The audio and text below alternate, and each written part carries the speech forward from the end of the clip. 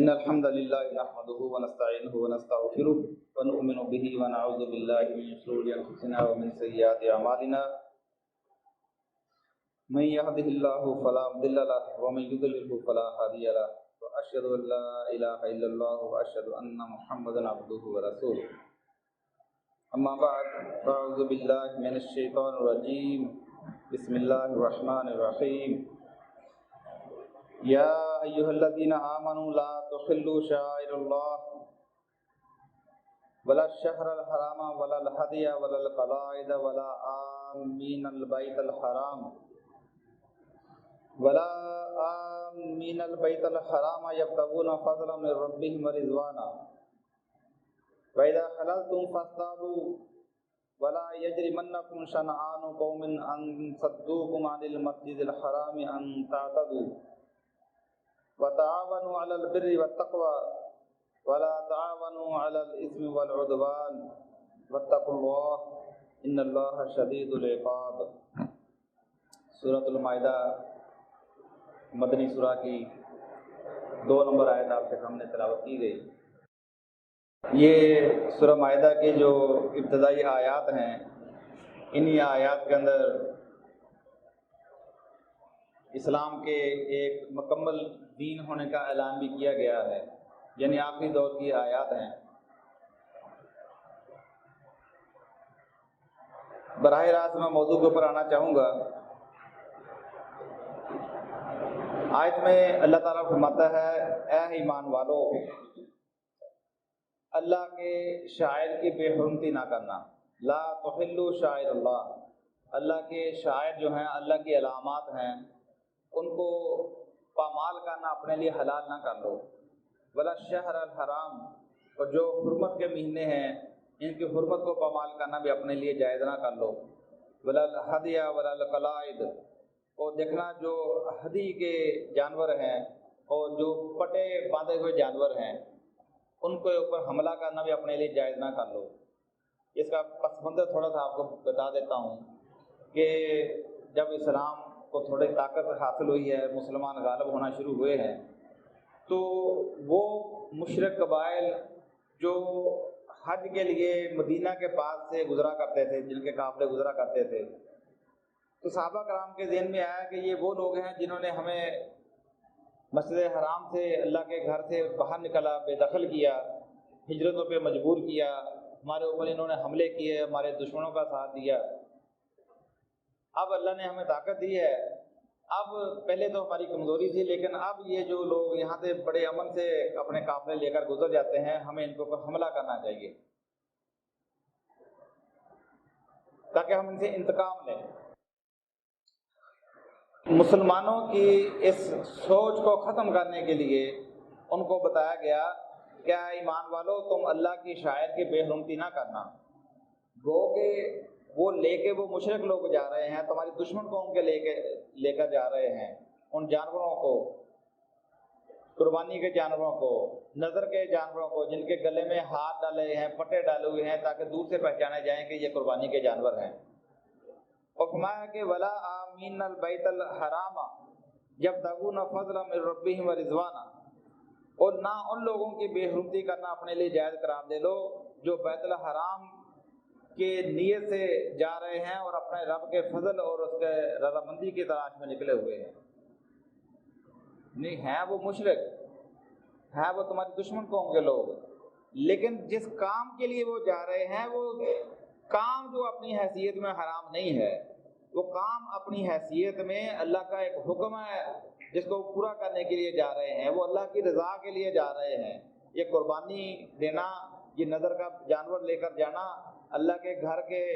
حج کے لیے، عمرہ کے لیے، طواف کے لیے جانا، یہ عمل اپنی حیثیت میں نیکی کا کام ہے۔ میں کہ ان لوگوں کے اوپر بھی حملہ کرنا اپنے لیے جائز نہ سمجھ لو جو اللہ کی رضا کے لیے، اللہ کے فضل کی تلاش کے لیے وہاں پہ جا رہے ہیں۔ وَإِذَا حَلَلْتُمْ فَاصْطَادُوا، ہاں جب تم احرام کھول ڈالو تو پھر تم شکار کر سکتے ہو، یعنی اس سے پہلی آیت میں اللہ تعالیٰ نے حالت احرام میں شکار کرنے سے منع کیا تھا، تو اس کی طرف اشارہ ہے کہ جب تم حلال یعنی کہ احرام کھول دو، حج عمرہ سے فارغ ہو جاؤ، پھر تم شکار کر سکتے ہو۔ जैसे दरमियान में वो बात आ गई, वला यजरिमन्नकुम शनानु कौमिन अन सद्दूकुम अनिल मस्जिदिल हरामी अन तअतदू, और देखना किसी कौम की दुश्मनी या अदावत तुम्हें इस बात के ऊपर आमादा ना कर दे कि तुम उनके ऊपर ज्यादती करना शुरू कर दो, इस वजह से कि उन्होंने तुमको मस्जिद हराम से मना किया था। यानी इस जिद में आकर तुम उनके ऊपर ज्यादती ना कर गुजरना। वतआवनु अलल बिर्रि व तक़वा, और देखो नेकी और तकवा के काम में तावन करो। वला तावनु अलल इस्मि वल उद्वान, और गुनाह और सरकशी के कामों में तावन ना करो। यानी यहाँ अल्लाह ताला ने मोमिनीन को उनकी हुदूद बयान कर दी हैं कि किसी कौम के साथ तुम्हारे तावन की हुदूद क्या हो सकती हैं। दो हिस्सों में तकसीम कर दिया गया, नेकी और तकवा के काम, गुनाह और सरकशी के काम। यानी अगर तो वो काम नेकी और तकवा का है तो आपका उनके साथ तावन होना चाहिए, जहाँ अल्लाह ताला ने उन खालिस मुशरिकीन और जो दुश्मन लोग थे उनके साथ तावन करने का हुक्म दिया, क्योंकि वो जो काम कर रहे हैं वो काम अपनी हैसियत में नेकी का काम है, वो काम अपनी असल में जो है अल्लाह का हुक्म है वो तकवा का काम है। और फरमाया कि वला तावन अलल इस्मि वल उद्वान, और गुनाह और ना सरकशी के कामों में तावन ना करो। वत्तकुल्लाह, और देखो अल्लाह से डरते रहना। यानी यहाँ आपकी मन की मर्जी नहीं चल सकती कि चूंकि आपने उनको दुश्मन करार दे लिया है या उनकी दुश्मनी साबित हो चुकी है तो लिहाजा तुम या हलाल हराम या नेकी और तकवा और गुनाह और सरकशी का भी फर्क जो है वो भी पामाल करना शुरू कर दो। वत्तकुल्लाह, अल्लाह से डरते रहो। इन्नल्लाह शदीदुल इकाब, क्योंकि अल्लाह की पकड़ बड़ी सख्त है। अब ये हुक्म जो है ये उनके लिए है जो जिन्होंने कलमा नहीं पढ़ा था रसूलुल्लाह सल्लल्लाहु अलैहि वसल्लम का, जो इस कुरान के ऊपर ईमान नहीं रखते थे, लेकिन वो अपने साबिक़ा मिल्लत की बुनियाद के ऊपर हज का रुकन अदा कर रहे हैं, कुर्बानी कर रहे हैं, अल्लाह की रज़ा की तलाश में हैं। तो लिहाजा वो काम जो असलन दुरुस्त है फरमाया कि उनके साथ उस मामले में तावन करो। अच्छा, ये तो उनके लिए हुक्म हो गया जो इस्लाम को नहीं मानते थे, इसके इनकारी थे, बल्कि उस दौर में इसके दुश्मन थे। अब देखें कि रसूलुल्लाह सल्लल्लाहु अलैहि वसल्लम ने अपनी उम्मत के बारे में भी बहुत सारी ऐसी पेशगोइयाँ की हैं कि ये सहाबा कराम को इस बात की वार्निंग दे दी थी कि ये जो आज खैर है, ये जो आज तुम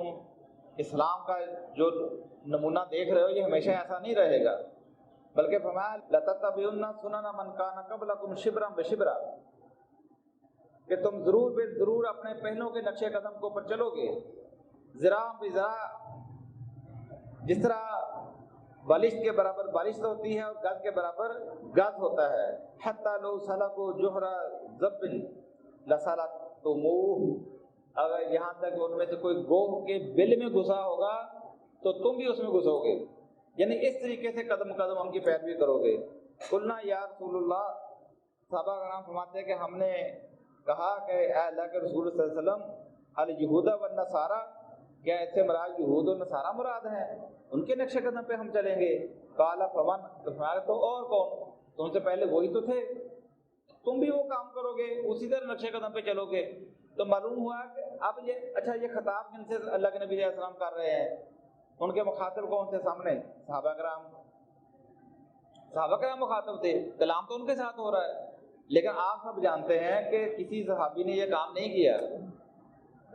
किसी सहाबी ने मरते दम तक किसी यहूद व नसारा की पैरवी नहीं की। तो इससे मुराद जब अल्लाह के नबी अलैहि सलाम बहुत सारी वार्निंग, बहुत सारी पेशगोइयां जब करते हैं, खिताब सहाबा कराम को किया गया होता है, मुराद उम्मत होती है, उम्मत मुसलमा, जो नबी सल्लल्लाहु अलैहि वसल्लम के नाम लेवा होते हैं, जो उनका कलमा पढ़ने वाले होते हैं, मुराद वो होते हैं। ये सहाबा कराम को कहकर क़यामत तक आने वाली उम्मत को बताया गया है कि तुम ये बगाड़ ये इस उम्मत का यहाँ तक पहुँचेगा कि तुम हूबहू पहलों के नक्शे कदम के ऊपर चलना शुरू हो जाओगे। इस तरह अल्लाह के नबी अलैहि सलाम ने फरमाया कि ये बात इसलिए थोड़ी सी उम्मत के ले गया हूँ, हमें पता चले हमारे मामला किन के साथ हैं, उम्मतियों के साथ हैं या गैर उम्मतियों के साथ हैं। अल्लाह के नबी अलैहि सलाम ने फरमाया कि वो वक्त दूर नहीं है کہ جب تمہارے اوپر دشمن طاقتیں جو ہیں وہ اس طرح حملہ آور ہو جائیں گی جس طرح ایک دسترخوان کے اوپر رکھا ہوا کھانا ہوتا ہے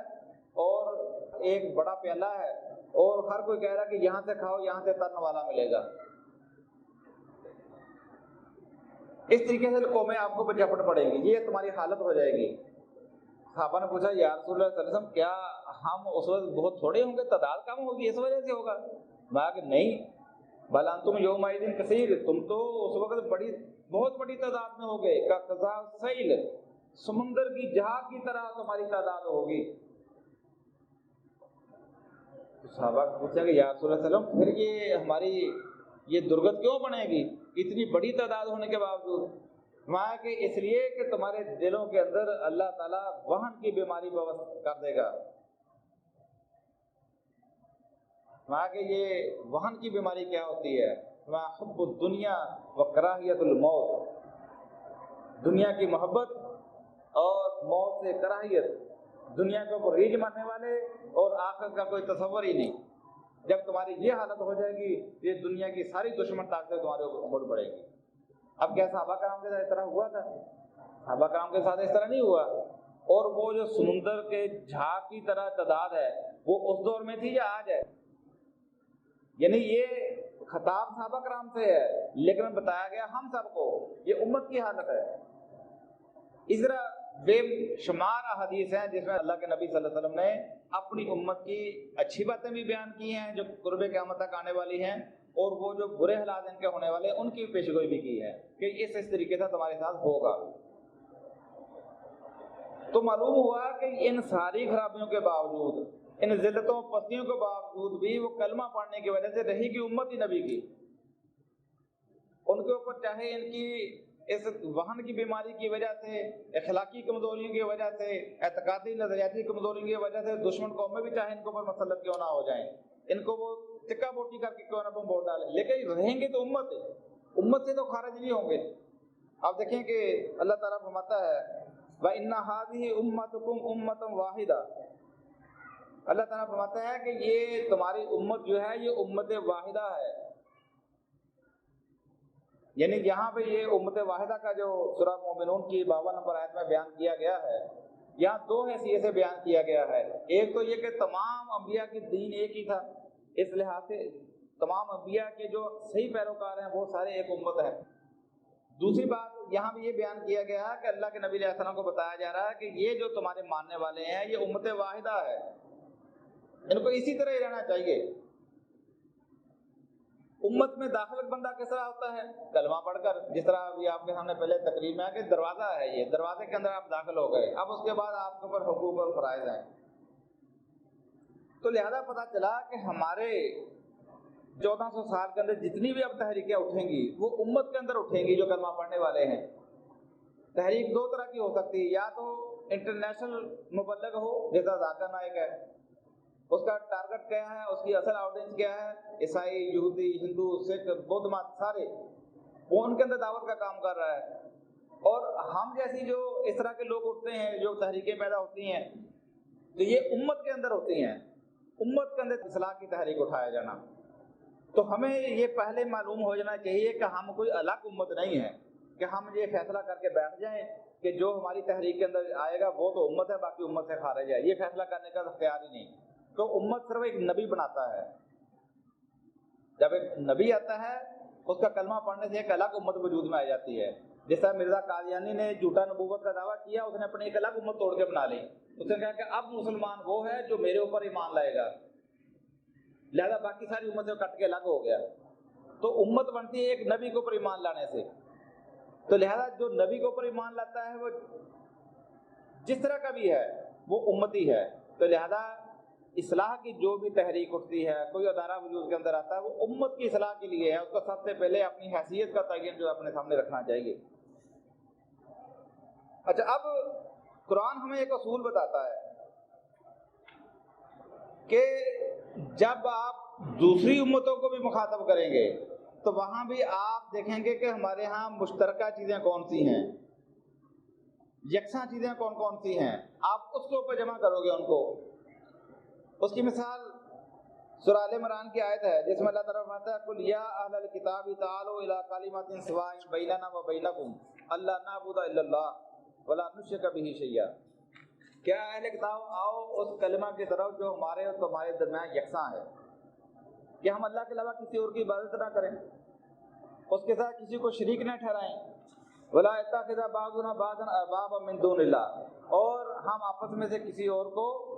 اللہ کے سوا رب نہ بنا لیں۔ یہ یکساں بات تھی، یعنی معلوم ہوا کہ چاہے وہ شرک کر رہے تھے، ابن اللہ کا عقیدہ بھی رکھتے تھے، لیکن اصلاً وہ توحید کے اوپر تھے، توحید کے وہ قائل تھے، اس کو وہ اس توحید کو اس طرح لکھتے بھی تھے، پڑھتے تھے، بیان بھی کرتے تھے، لیکن اپنی تعویل کی غلطیوں کی وجہ سے وہ شرک بھی کر رہے تھے۔ تو قرآن مجید نے اللہ کے نبی صلی اللہ علیہ وسلم کو خطاب کر کے کہا کہ آپ ان کو اس کلمہ مشترکہ کی طرف بلاؤ، وہ ہے کلمہ توحید، کیونکہ یہی ان کے ہاں اور مسلمانوں کے ان کے ہاں مشترک چیز تھی۔ رسالت کا اختلاف تھا، یہودی جو تھے وہ موسیٰ علیہ السلام یا ان کے بعد کے رسولوں کو مانتے تھے، لیکن عیسیٰ علیہ السلام کو نہیں مانتے تھے، نہ محمد صلی اللہ علیہ وسلم کو مانتے تھے، اور عیسائی جو تھے وہ عیسیٰ علیہ السلام تک کے رسولوں کو مانتے تھے، اس کے بعد محمد صلی اللہ علیہ وسلم کو نہیں مانتے تھے، لیکن توحید کو پر اتفاق تھا۔ تو یہ تو ہے دوسری امت کی بات، لیکن یہاں امت مسلمہ کے اندر جو معاملہ یہ ہے کہ آپ کے جو مخاطب قوم ہے وہاں نہ صرف یہ کہ وہ آخری رسول کو بھی مانتے ہیں اور آخری کتاب کو بھی ساتھ مانتے ہیں، اللہ کو مانتے ہیں، فرشتوں کو مانتے ہیں، یوم آخرت کو مانتے ہیں، نماز، روزہ، زکوٰۃ اور حج کے قائل ہیں، اور لا الہ الا اللہ محمد رسول اللہ کی شہادت بھی دیتے ہیں۔ تو یہاں تو یکساں کلمہ کیا یکساں پلیٹ فارم موجود ہے۔ پھر اس کے بعد جو اپنے آپ کو منہج اہل سنت کے پابند کہتے ہیں، چاہے وہ دیوبندی ہے، بریلوی ہے، اہل حدیث ہے، یا ان کی یہ جماعت اسلامی، تنظیم اسلامی، جماعت دعویٰ یا اور بے شمار، یہ سارے منہج اہل سنت کے جو گروہ ہیں، فرقے ہیں، تو ان کے تو اصول دین بھی ایک ہی ہیں۔ جو شیعہ کے ساتھ اختلاف ہو جائے گا وہاں ان کے ساتھ اصول دین کا ان کے اصول دین بھی ایک ہی ہیں، ماخذ دین بھی ایک ہی ہے۔ تو یہاں تو ہمارے پاس بہت بڑا پلیٹ فارم ہے دعوت الاصلاح کا۔ اب ہم آتے ہیں اس موضوع کی طرف جو ہم نے شروع میں پڑھا تھا، وَتَعَاوَنُوا عَلَى الْبِرِّ وَالتَّقْوَىٰ وَلَا تَعَاوَنُوا عَلَى الْإِثْمِ وَالْعُدْوَانِ، کہ نیکی و تقویٰ کے کاموں میں تعاون کرو اور برائی اور سرکشی یا نافرمانی کے کاموں میں تعاون نہ کرو۔ اور یہ اصول آج کے دور کے حوالے سے نہیں ہے، یہ اصول جب اللہ کے نبی علیہ السلام مکہ کے اندر موجود تھے، یہ تمام انبیاء تھے، سب کے لیے ایک یکساں اصول رہا ہے، تاکہ اس کو اپلائی کرنے کے زیادہ موقع ہیں ہمارے پاس۔ اب ہم دیکھتے ہیں کہ جب اللہ تعالیٰ فرماتا ہے کہ نیکی و تقویٰ کے کاموں میں تعاون کرو، وَتَعَاوَنُوا عَلَى الْبِرِّ وَالتَّقْوَىٰ، بر کہتے ہیں نیکی کو، تقویٰ کا صبح پورا درس سنا آپ نے، اللہ سے ڈرنا، اللہ کا خوف رکھنا،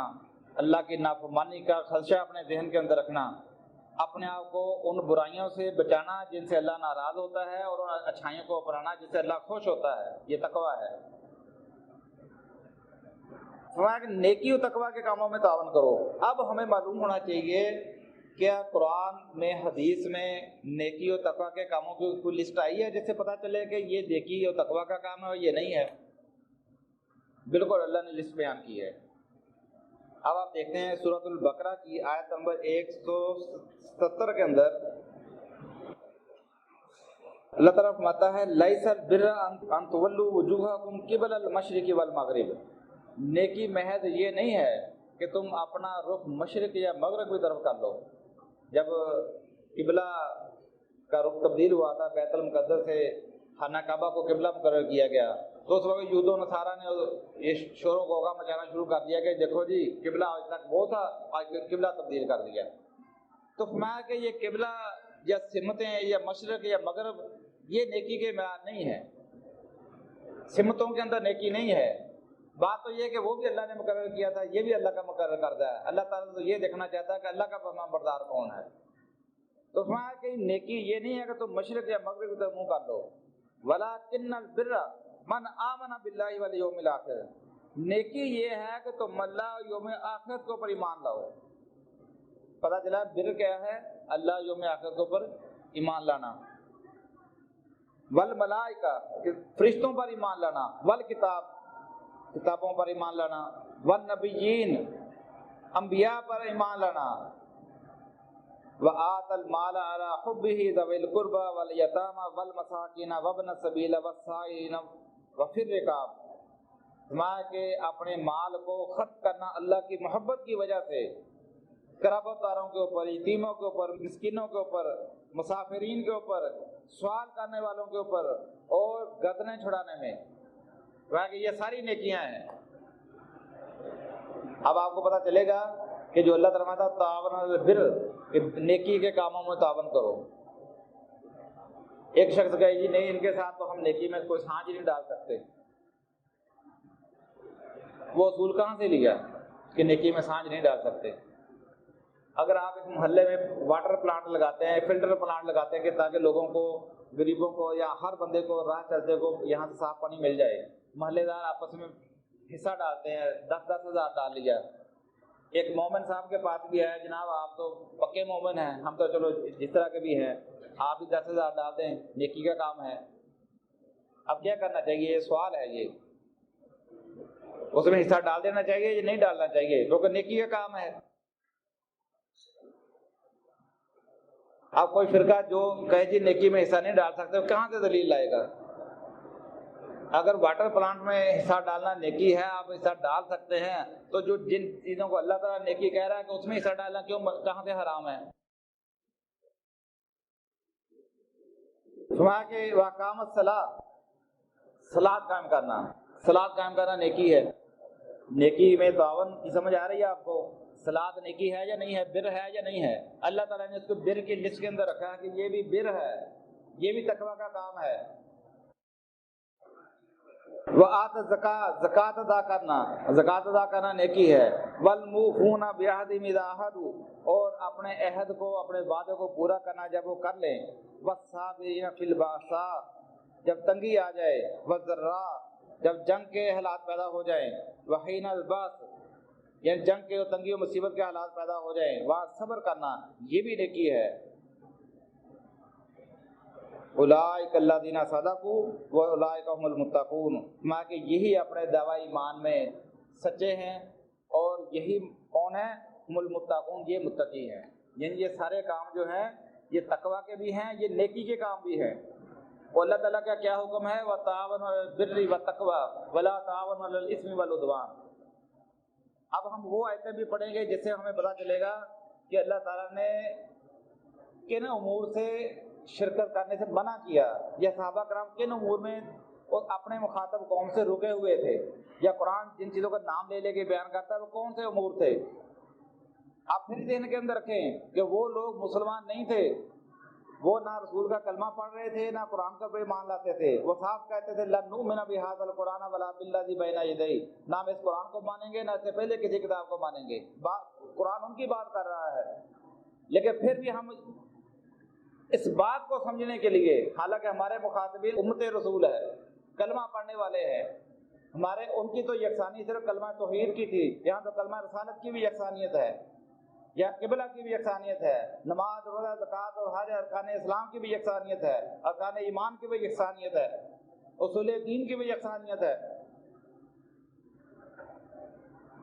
کن امور میں حصہ لینا، کن میں نہیں لینا، ہم قرآن ہی سے تلاش کر رہے ہیں، اور آپ کو پتہ چلے گا کہ صحابہ کرام بھی اسی کے پابند تھے۔ اچھا، اب قرآن یہ کہتا ہے کہ ولا تعاونوا علی الاثم والعدوان، گناہ اور سرکشی کے کاموں میں تعاون نہیں کرنا۔ اب دیکھیں کہ گناہ سرکشی کے کام کون سے ہیں۔ سورہ اعراف کی 33 نمبر آیت میں اللہ تعالیٰ فرماتا ہے قل انما حرم ربی الفواحش ما ظہر منها وما بطن، اے نبی صلی اللہ علیہ وسلم ان کو بتا دیجئے کہ میرے رب نے تو جو حرام کیا ہے وہ ہے فواحش، فحاشی کے کام، بے حیائی کے کام، وہ کھلی ہو یا چھپی ہو۔ فحاشی کے کام چاہے وہ کھلے ہوں یا چھپے ہوں، چھوٹے ہوں یا بڑے ہوں۔ والاسم، گناہ کے کام، اسم کے معنی حق تلفی بھی ہوتا ہے، کسی کا حق، نجائز حق کھا جانا، اور گناہ کو بھی اسم کہتے ہیں۔ گناہ کے کام، حق تلفی کے کام، یہ حرام کیے ہیں۔ والبغی بغیر الحق، کسی کے ساتھ ناحق زیادتی کرنا، ظلم کرنا، کسی کے ساتھ زیادتی کرنا، یہ اللہ نے حرام کیا۔ وَأَن تُشْرِكُوا بِاللَّهِ مَا لَمْ يُنَزِّلْ بِهِ سُلْطَانًا، اور اللہ کے ساتھ کسی کو شریک ٹھہرانا جس کے لیے اللہ نے کوئی سند نازل نہیں کی۔ وَأَن تَقُولُوا عَلَى اللَّهِ مَا لَا تَعْلَمُونَ، اور اللہ کے ذمہ لگا کر دین کی ایسی باتیں کرنا جس کے بارے میں تم جانتے ہی نہیں ہو، یعنی جس کو آپ آسان الفاظ میں بدعت کہہ سکتے ہیں،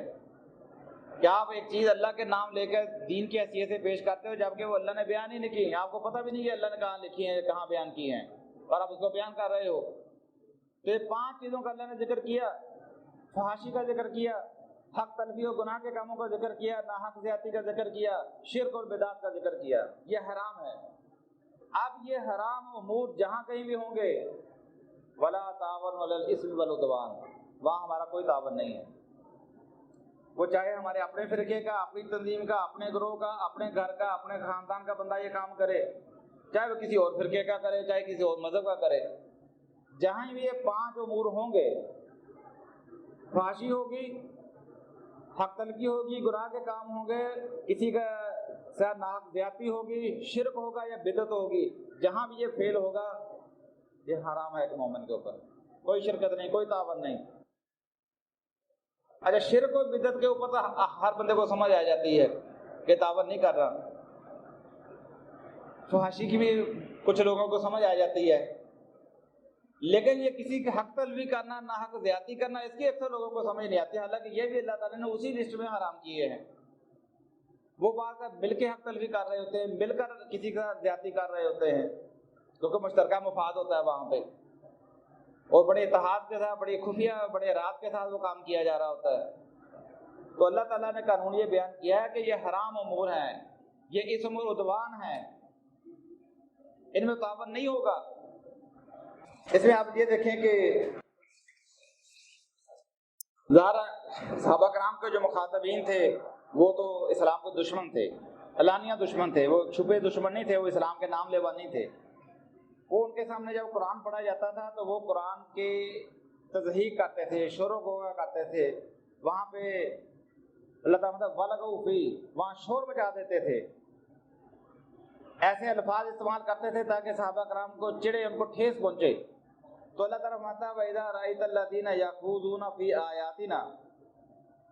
جب تم یہ دیکھو کہ لوگ ہماری آیات کے اندر نکتہ چینیاں کر رہے ہیں، فَأَعْرِضْ عَنْهُمْ، تم ان سے کنارہ کش ہو جاؤ۔ جہاں اللہ کی آیات کا مذاق اڑایا جا رہا ہو، نکتہ چینیاں کی جا رہی ہوں، فرمایا کہ فَأَعْرِضْ عَنْهُمْ، ان سے الگ ہو جاؤ، حَتَّى يَخُوضُوا فِي حَدِيثٍ غَيْرِهِ، یہاں تک کہ وہ دوسری باتوں کے اندر آ جائیں، عام دنیاوی کاروبار دھندے کے اندر آ جائیں۔ جب وہ اسلام کے مخالف پروپیگنڈا یا اسلام کو جو ڈی گریڈ کرنے والی باتیں کر رہے ہیں، جب وہ اللہ کی آیات کا مذاق اڑانے والا کام کر رہے ہیں، تو وہاں اس وقت آپ کے ان کے ساتھ بیٹھنا جو ہے یہ منع ہے، وہاں سے اٹھ جاؤ۔ وَإِمَّا يُنْسِيَنَّكَ الشَّيْطَانُ فَلَا تَقْعُدْ بَعْدَ الذِّكْرِ مَعَ الْقَوْمِ الظَّالِمِينَ، اور جب اگر شیطان تمہیں کبھی بلا دے تو یاد آ جانے کے بعد ایسے ظالم قوم کے ساتھ مت بیٹھو۔ یعنی یہ صحابہ کرام کو تعلیم دی گئی تھی کہ عام حالات میں آپ ان کے ساتھ بیٹھ سکتے ہو، نیکی و تقویٰ کے کام ہو تب بھی بیٹھ سکتے ہو، عام دنیاوی کام دھندے کی بات ہو تب بھی بیٹھ سکتے ہو، لیکن جہاں اسلام مخالف پروپیگنڈا ہو، اسلام کا مذاق اڑایا جا رہا ہو، وہاں ان کے ساتھ بیٹھنا نہیں ہے۔ اور اسی بات کو سورۃ النساء کے اندر اللہ تعالیٰ نے تھوڑا اور سختی کے ساتھ بیان فرمایا، قد نزل علیکم فی الکتاب، اللہ تعالیٰ تمہارے اوپر یہ اپنی کتاب کے اندر یہ حکم نازل کر چکا ہے، ان اذا سمعتم آیات اللہ یکفر بها، کہ جب تم سنو کہ اللہ کی آیات کا کفر کیا جا رہا ہے، وَيُسْتَهْزَأُ بِهَا فَلَا تَقْعُدُوا مَعَهُمْ، اور اللہ کی آیتوں کا مذاق اڑایا جا رہا ہے تو ان کے ساتھ مت بیٹھو، حَتَّى يَخُوضُوا فِي حَدِيثٍ غَيْرِهِ، یہاں تک وہ دوسری باتوں کے اندر مشغول ہو جائیں۔ إِنَّكُمْ إِذًا مِثْلُهُمْ، اگر تم اس حالت میں بھی بیٹھے رہے کہ وہ اللہ کی آیتوں کا کفر کر رہے ہیں، اس کا مذاق اڑا رہے ہیں، پھر تم انہی کی مثل ہو جاؤ گے۔ یہاں معلوم ہوا کہ جب اسلام مخالف کام ہو، گناہ کے کام ہو، سرکشی و بغاوت کے کام ہو، फांसी के काम हो, शिरक हो, कुफ्र हो, बिदत हो, वो कोई भी करे, आप उनके साथ नहीं बैठ सकते, उनके साथ कोई सांझ नहीं है, कोई ताबत नहीं है। अब आप देखें कि चूँकि आज तक ये ज़हन साजी की गई थी कि चूँकि हमारी तंजीम के अलावा रुए ज़मीन के ऊपर कोई मुसलमान ही कोई नहीं, जब पूछा जाए कि इतनी पक्की बात है, कहते नहीं वो होगा कहीं, वो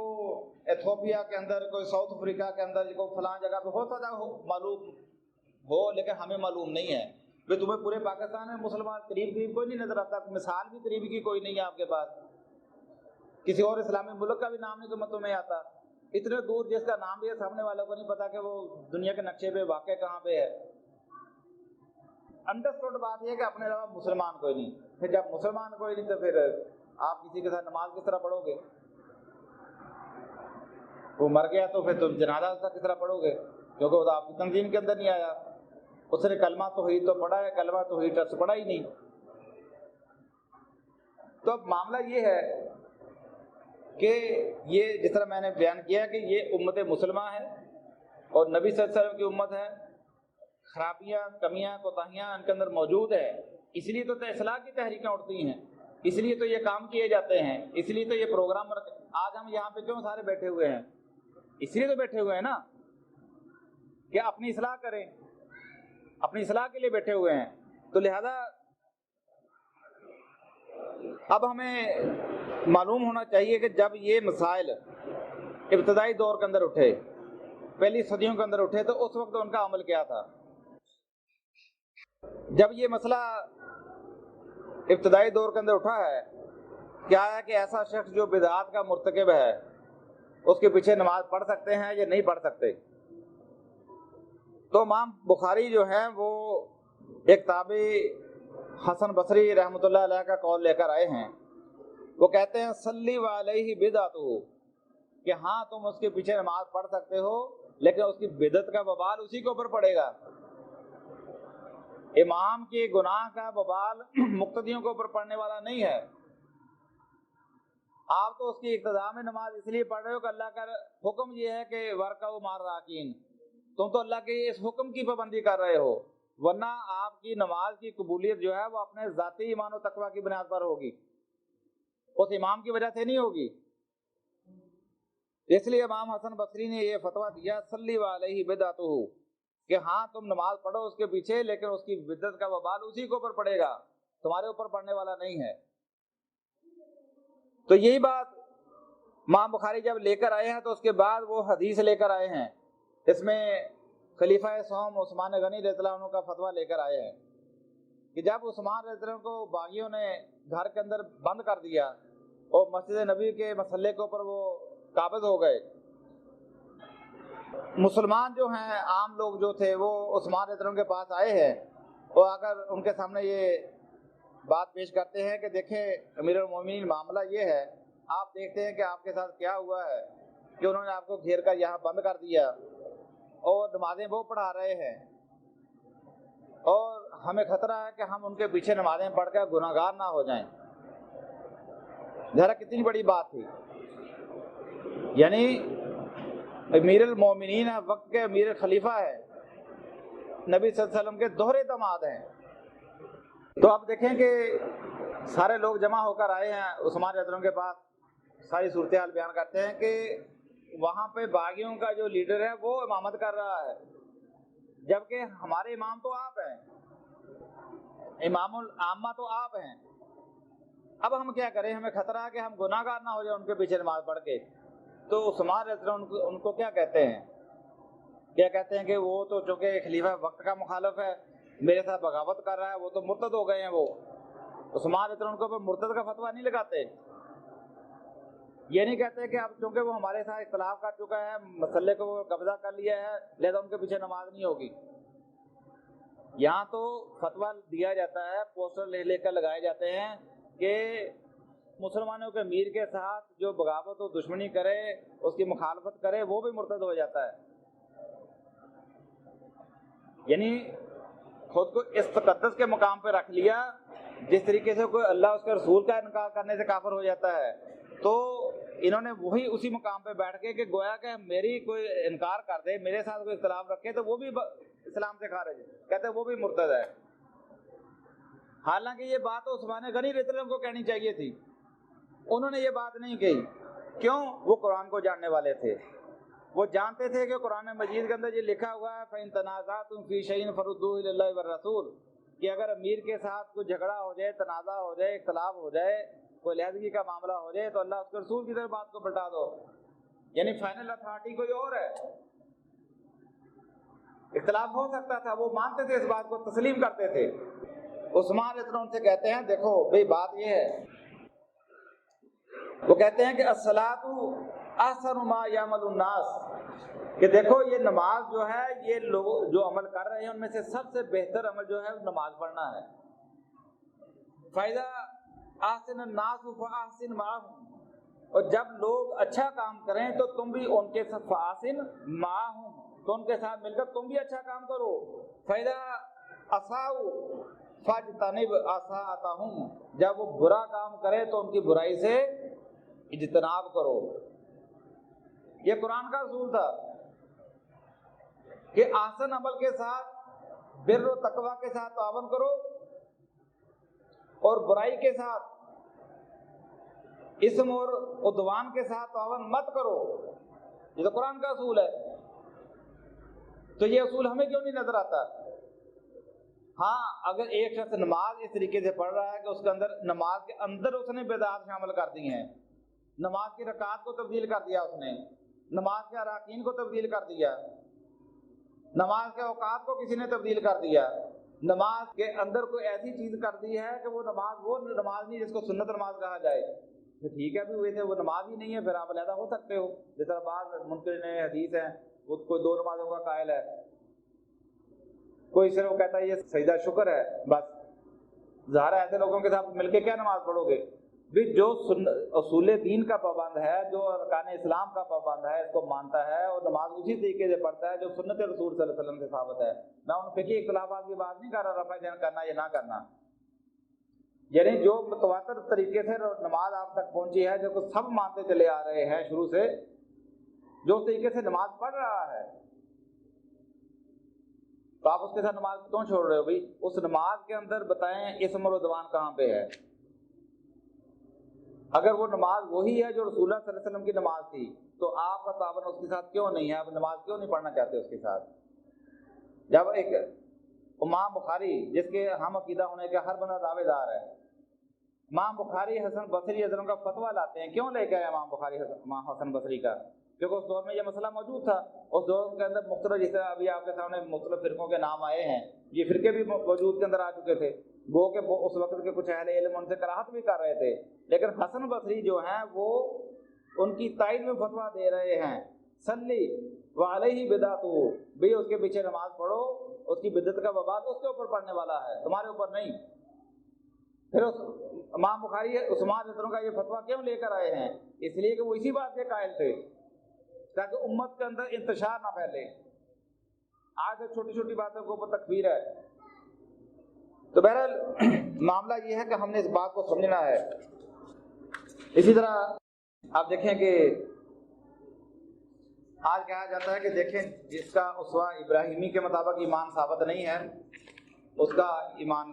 وہ مومن نہیں ہے۔ اسوہ ابراہیمی کیا ہے؟ اسوہ ابراہیمی پیش کون سا کیا جاتا ہے؟ جب ابراہیم علیہ السلام ہجرت کر کے قوم کو چھوڑ کر نکل گئے تھے، دعوتی دور کا نہیں، جب ہجرت کر کے وہاں سے نکلنے لگے ہیں، جب انہوں نے کہا تھا انا براء منکم ومما تعبدون من دون اللہ، کہ ہم تم سے بھی برات اعلان کرتے ہیں جن کی تم اللہ کو چھوڑ کر عبادت کا ان کا بھی، کفرنا بکم، ہم تمہارا صاف انکار کرتے ہیں، وبدا بیننا وبینکم العداوۃ والبغضاء حتی تؤمنوا باللہ وحدہ، جب تک تم اللہ واحد کے اوپر ایمان نہیں لے آتے اس وقت تمہارے درمیان بغض اور عداوت کا آغاز ہو گیا ہے۔ اور کہتے ہیں کہ دیکھو اسوہ ابراہیمی یہ ہے کہ نہ صرف یہ کہ بغض اور عداوت رکھی جائے بلکہ زبان سے بھی اس کا اظہار کیا جائے۔ حالانکہ یہ نہیں جانتے کہ ابراہیم علیہ السلام جب تک دعوت دیتے رہے انہوں نے کبھی بھی ایسی بات نہیں کی۔ یہ براء منکم ومما تعبدون من دون اللہ، دو طرح کی برات کا اعلان ہو رہا ہے یہاں پہ۔ قوم سے بھی اور ان کے معبودوں سے بھی۔ ظاہر ہے یہ اسی وقت ہو سکتی تھی جب ابراہیم علیہ السلام وہاں سے نکل جاتے، اندر رہتے ہوئے برات کر ہی نہیں سکتے تھے، ورنہ یہی ابراہیم علیہ السلام کا آپ کو سورۃ الانعام کی 78 نمبر آیت میں ملتا ہے کہ ابراہیم علیہ السلام نے جب سورج کو دیکھا ہے، فلما رأى الشمس بازغا، جب انہوں نے سورج کو چمکتے ہوئے دیکھا، قال ھذا ربی، کہا کہ یہ میرا رب ہے، ھذا اکبر ہے، یہ تو سب سے بڑا ہے، فلما افلت، جب وہ غروب ہو گیا، قال یا قوم انی بریء مما تشرکون، انہوں نے کہا میری قوم کے لوگوں میں تمہارے بری ہوں اس سے جس کو تم شریک ٹھہرا رہے ہو۔ یعنی وہاں برات کی چیز سے ہے، ان کے شرک سے، قوم سے برات نہیں ہے، کیونکہ یہ دعوتی دور تھا، بالکل ابتدائی دور تھا۔ حالانکہ یہ بھی جو انہوں نے سورج اور چاند کو ابراہیم علیہ السلام نے کہا تھا کہ یہ میرا رب ہے، یہ میرا رب ہے، یہ تارا میرا رب ہے، تو یہ بھی اللہ تعالیٰ فرماتا ہے کہ تلک حجتنا آتینا ابراہیم، یہ حجت ہم نے ابراہیم علیہ السلام کو دی تھی کہ اس طریقے سے دعوت دے کے دیکھیں۔ لیکن آپ دیکھیں کہ برات کا اعلان قوم سے نہیں کرتے، ان کے شرک سے کرتے ہیں۔ یہی طریقہ کار ہوتا ہے، جب ہجرت کی ہے پھر قوم سے بھی برات کر دی،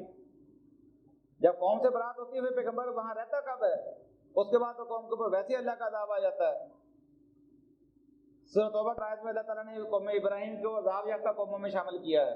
بیان کیا ہے کہ ان کے اوپر بھی اللہ کا عذاب آیا۔ جب رسول برات کا اعلان کر دیتا ہے اس کے بعد قوم کے اوپر اللہ کے عذاب کا کوڑا برسنا شروع ہو جاتا ہے، ہر رسول کے ساتھ ایسا ہی ہوا ہے۔ تو یہ کہتے ہیں کہ اسوہ ابراہیمی، تو اسوہ ابراہیمی تو بھئی یہ ہے کہ قوم سے نکل جاؤ۔ اچھا، اسوہ ابراہیمی کی ایک تو شکل یہ ہے، اب آپ اسوہ ابراہیمی کی ایک اور شکل دیکھتے ہیں کہ جب یوسف علیہ السلام جیل کے ساتھیوں کو یہ کہتے ہیں انی ترکت ملت قوم، کہ میں نے اس قوم کے مذہب کو چھوڑ دیا ہے، لا یؤمنون باللہ،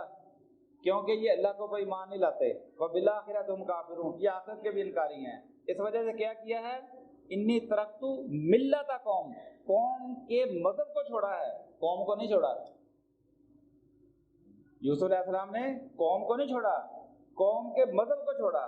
پھر کیا کہتے ہیں؟ واتبعت ملت آبائی، میں نے اتباع کی ہے اپنے آباء و اجداد کی ملت کی، ابراہیم و اسحاق و یعقوب، ابراہیم اسحاق و یعقوب کی ملت کی پیروی کی ہے۔ اب ابراہیم اسحاق و یعقوب کی ملت اگر وہی ہے جو ہجرت کے وقت کی تھی، وہ تو انہوں نے کی نہیں، پھر یوسف علیہ السلام نے تو مصر سے ہجرت ہی نہیں کی، مصر میں جب سے وہ گئے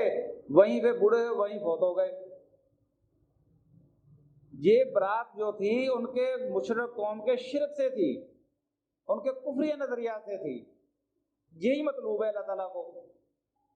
آپ دیکھیں کہ اسی بات کو اللہ تعالیٰ نے اپنے آخری رسول صلی اللہ علیہ وسلم سے بھی یہ بات کہی ہے، قل انما هو الہ واحد واننی بریء مما تشرکون، ان سے کہو کہ میرا الہ وہی الہ واحد ہے اور میں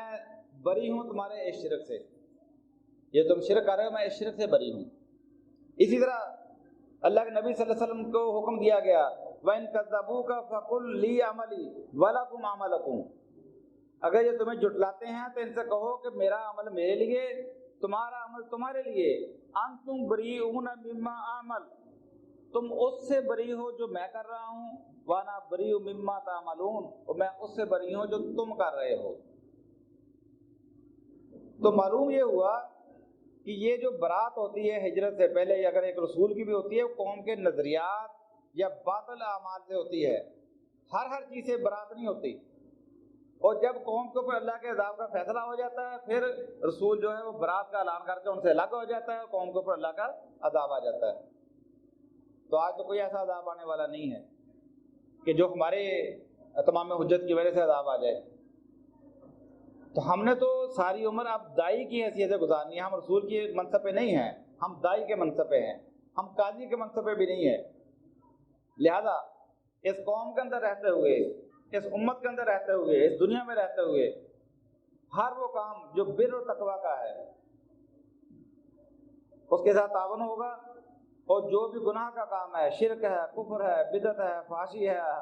حق تلفی ہے، ناحق زیادتی ہے، کوئی بھی جو برائی کا گناہ کا کام ہے،